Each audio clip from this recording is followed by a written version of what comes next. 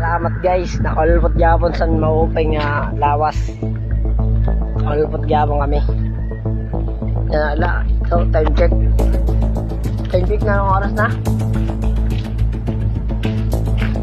Nasa mga alas 9 kami kumalit. Mga alas 10 yata ka guys. Mga alas 10 yata. Shout out sa mga taga-bantay sila.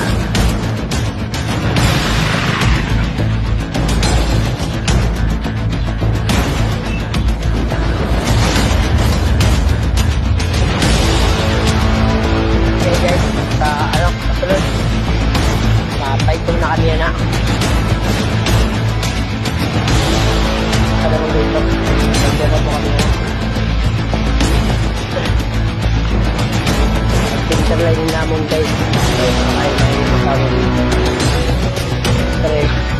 Balay. Ay, may motor. Kabuhay na sa pakang guys. Ang takaling naman. Mag-request ka. Para mga katabi. Doon na sa dito. Location. Iyakan na kami guys para hindi na yung location niya bakit sa amon para makakatalag kami. Back na sila naman guys para mga experience etc.